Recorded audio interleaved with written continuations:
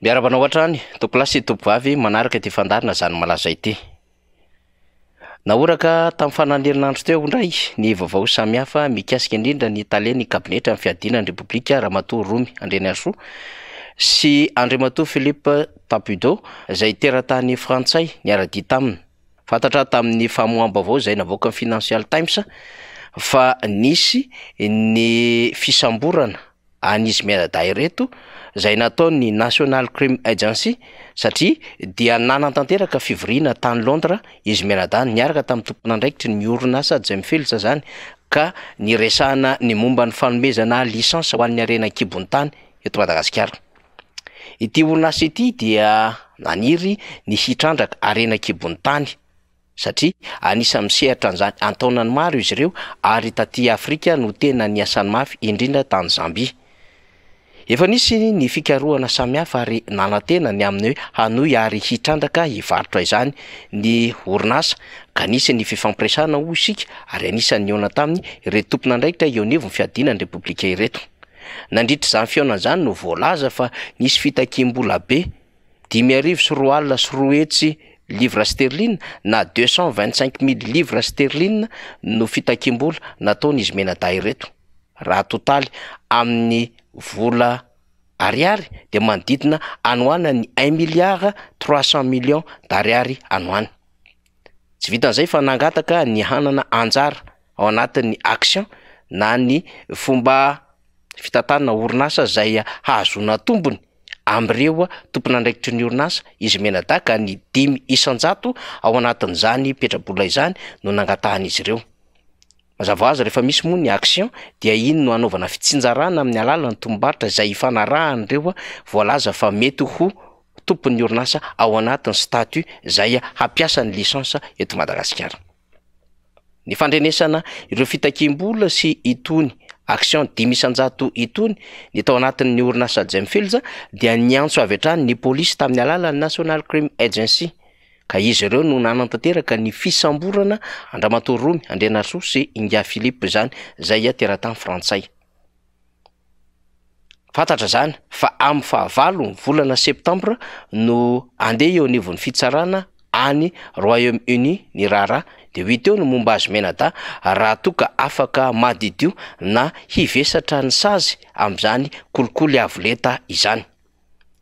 Ny fivoaham-baovao samihafa eo amin'ny lalàna any Royaume-Uni no mahafantarana fa mety manodidina 10 taona any ho any ny mety ho fanefana ny sazy ho tanterahan'izy ireo raha toka mialohan'ny fitsarana anglisy izy mianadahy. Fa fambaraka ho an'ny fitondram-panjakana izany satria tsy olona kely mandendeha akory izany tale kabinetra izany. Fa fantaniana petraka ty hoe inona no antondi tany ivelan'ny tany. Iraka ve sa hoe fialan-tsasatra tsotra. Zany hoe mission sa vacances no antondehan'izy ireo tany. Ka na mission io na vacances aloha na tiana na tsy tiana mibabiny ny andraikitry eo anivo ny fiadinan'ny Repoblika ary misy sary ngeza be hamma androm-panjakana azy fiadinan'ny Repoblika entin'ireto olona reto indrindra ny talen'ny kabinetra izay notendrena tamin'ny alalan'ny didim-panjakana. Ary ny mahazo ny filohan'ny Repoblika ihany koa dia babeny izany talen'ny kabinetra izany. Dika no isika tsy olona kely mandendeha izany talen'ny kabinetra sy mpiara-miasa amin'izany. Kapetratsika ny fanontaniana iraka manokana ve na mission sa fialan-tsasatra ka nanararoatra an'izay fialan-tsasatra zay mba hahatongavany ny adevitra any amin'ny fikaroham-bola manokana amin'ny anaran'ny fitondram-panjakana. Ny fanomezana lisansa dia miantoka tanteraka mihitsy ny fiandrianam-pirenena satria ny harena kibony tany Madagasikara no voafatotra amin'izany. Misy harem-bahoaka izany ary misy fananam-bahoaka izany noho izany dia fivarotana tanindrazana ihany koa izany sy famadihana tanindrazana ankolaka ny fihetsika ataony tony tompon'andraikitra izay manana andraikitra eo anivon'ny fiadinan'ny Repoblika etony kanefa maka vola any ambadika any. Ity zany tsy vitany hoe raha kolikoly tsotra fotsiny fa tena misy raha avolenta amin'ny alalan'ny fivarotana tanindrazana ka sandaina vola be ireo arena ankibony tany, sandaina vola be ireo arena ny malagasy tahaka izao. de azo antoka sy azo everina ny amin'ny hoe raha toka izao ary no hita efa mamaraparana ny fitaom-piasan'ny filohan'ny repoblika inona avy ireo zavatra efa nitranga teto Madagasikara hatramin'izay ka mety nisy nanao anto-bola na nisy naka-vola tany ambadika rehetra tany. Misy fahasahiana manko raha ohatra ka 225,000 livres sterling no nangatahan'izy Menada amin'ny alalan'izay hoe cadeau zay. Satria mantsy dia tsy vola kely fa vola be amina milliard de dollars no vola be ampiasainy ty orinasa ity.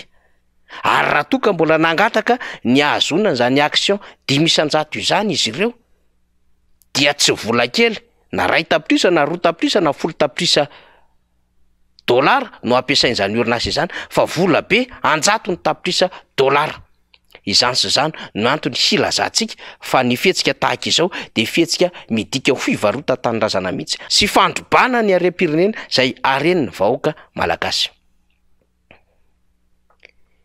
Vao maraina de efa nivoaka voalohany mpamono afo teo anivon'ny faritra Analamanga ka milaza fa tompon'andraikitra amin'ny nataony Sambrera izy fa tsisy idiran'ny filoana ny fitondram-panjakana izany. De mahagaga ihany ny amin'ny hoe rehefa ohatrany ahoana no ahilika Sambrera any amin'ilay olona nahavanina na nanao izany raharaha izany ny fanosoram-potaka anivon'ny fitondram-panjakana ary efa takininona no arovana ny namana ao anatin'izany fitondram-panjakana izany. Angamba heverina fa tsy marina ny amin'ny hoe tsy ho fantatro ny filohan'ny repoblika ny tsy naheto an-tanindrazana ny talen'ny kabinetrany. Hafahafa ihany manko zany hoe olona manana andraikitra lehibe eo anivon'ny fiadinan'ny repoblika izany kanefa tsy fantatry ny lehibe ny patron ny mpanendry azy ny absansany zany hoe ny tsy maheto azy an-tanindrazana. De tsy maintsy mikarikaroka ihany lehibe ny amin'ny hoe fa lasaiza ny talen'ny kabinetra ary inona ny antondriany any ampitan-dranomasina any. Ary raha misy iraka zay nalefa na izy no nitondra azy dia tsy maintsy fantany ny antony izay mety nanaovana sy nanantanterahana izany iraka izany. Zany antony zavatra rehetra izany no hametrahantsika fanontaniana amin'izao fandarana izao ny amin'ny hoe tsy nahafantatra marina an'izao ve ny fitondram-panjakana na nahafantatra fa tsy te ho tompon'andraikitra hiaraka aminy amin'izao fahavoazana lehibe izay midika ho fahafambaraka amin'ny Madagasikara ary fandrobana sy fivarotana ary famadihana mihitsy ny arenan'ny malagasy izao. De ataontsika hoe ity aloha no hita fa ny ao ambadika izao rehetrarehetra izao de mbola hipongatra tsikelikely indrindrandrindra ny fandrobana ny aren'ny Madagasikara. Firifiry moa izay olona mitaraina izay fa tratra ny ampimamba antsodzay ataona tompon'andraiki-panjakana ny arena eto Madagasikara. Efa nalaza tamin'ireny ny resaka bois de rose, ny raharam-bolamena, ny raharaha ledsi, ny raharaha lavany, ny arena kibontany, ny crabe vivant, ny resaka jono an-dranomasina, ny resaka fangoronana tany manerina Madagasikara sy ny sisa tsy ho voatanisantsika anatin'izao fandaharana izao. Ka anisany mety ho tranga iray izao miseho zao fa mety misy tranga marobe mitovy an'izao. Saingy mampalahelo de ny amin'ny hoe efa mamaraparana ny fempitom-piasana izao fitondrana izao ary irariany rehetra tsy hiverenana intsony ka manangom-bola faraparana. Vaky balina raha teo moa ny fitantanana ny volam-panjakana sy ny fandrobana ny harem-pirenena ho an'ny eto Madagasikara tamin'ity fitondrana ity ka samy manao izay tiany atao avokoa ho an'ireo manana andraikitra rehetrarehetra ao anatin'io fitondram-panjakana io tsy kely tsy lehibe. Ny sasany aza mahavita mihitsy manao kidinampinina kanefa manana andraikitra lehibe anivon'ny firenena. Ny sasany ihany koa ary mahavita mampiasa fahazon-dalana manokana zay tsy fahefana satria tsy mpanatanteraka kanefa mandeha ho azy fotsiny amin'izao. Ary ny sasany mahavita manodikodina volam-panjakana kanefa afaka miala ny sisin-tanin'ny Madagasikara na de efa misy mifandrarana amin'ny alalan'ny ST aza. Zany sy zany no zava-misy eto Madagasikara. Tsy vitany hoe diplôma pisolelahana akana fahefana fa amin'ny alalan'ireo olona kisendrasendra sy namana izay omena fahefana mba hangalatra ary handrobany harem-pirenena ny malagasy. De mbola te hiverina hifikitra amin'ny fitantanana firenena indray izao fitondram-panjakana izao ka manao lelamamy ary mizara zavatra etsero hambabona ny fony vahoaka malagasy ezaka hanadonoana fa tena miasa ary akaiky ny vahoaka tsy atsy zany anefa ny zava-misy fa fandrobana amin'ny andro mazava ary tsy eto Madagasikara fa any ampitan-dranomasina mihitsy manala baraka ity firenenantsika ity. Anjarany rehetra no tokony hisaintsaina ny amin'ny hoe mbola tohizana ve sa ho faranana an'izay ny fiarana amin'izao fitondram-panjakana Tariandramose Andry Rajoelina izao. Anjarany rehetra isika raha tokony ho tohizana zany ny fifidianana mamaritra azy, raha tokony farana an'izany fifidianana mamaritra azy.